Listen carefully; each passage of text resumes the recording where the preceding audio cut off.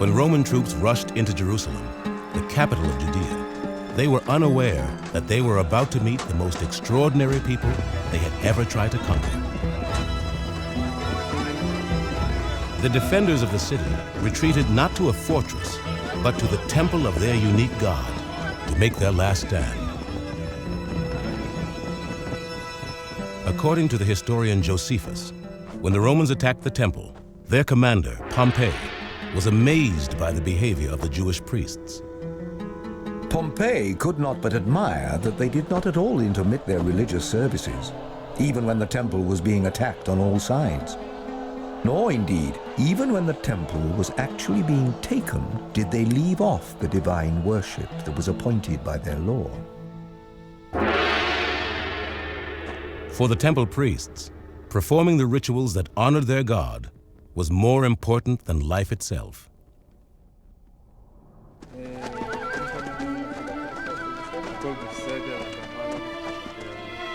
For centuries, reports that the Jews believed there was only one God in the universe had fascinated the other peoples of the ancient world. And the Jews' temple in Jerusalem was famous far and wide for the amazing rituals the priests performed to worship their God. The Roman general Pompey was among those who was intrigued by the Jews' unusual religion. He was particularly curious to see what their mysterious God looked like.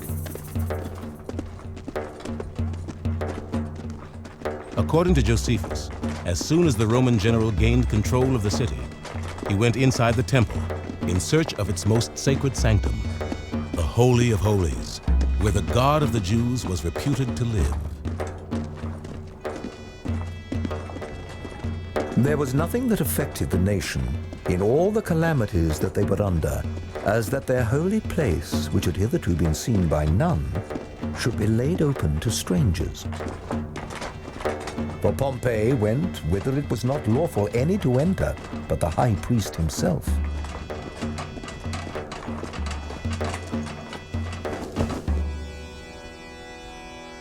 Instead of the great statue of marble or bronze that he expected, Pompey saw nothing.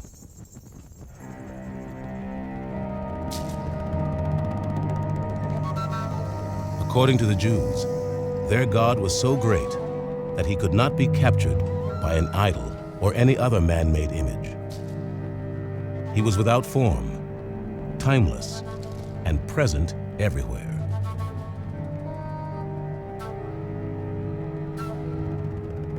To Romans like Pompey, it was incomprehensible that the Jews would be so dedicated to the worship of a single God. Like the rest of the ancient world, the Romans had a huge pantheon of gods, but their most deeply held belief was that might made right. That conviction had won the Romans control of an enormous empire. To them, Judea was only a tiny piece in a great strategic puzzle.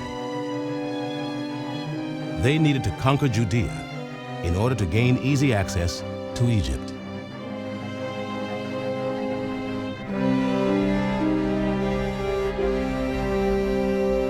But to the Jews, Judea was the promised land, given to them by God to be theirs alone.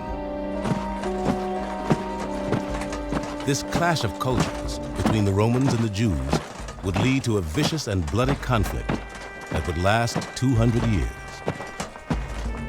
Even worse for the Jewish people, it was a conflict that would pit Jew against Jew as never before. The Romans come into power, and it stimulates an immediate debate among the Jews about whether to revolt against them or not to revolt. And effectively, from the very beginning, there were Jewish groups that basically wanted to revolt, and others which cautioned and said, well, we really don't need to go so far. So what happens is that these groups are vying with one another constantly in the period of Roman rule.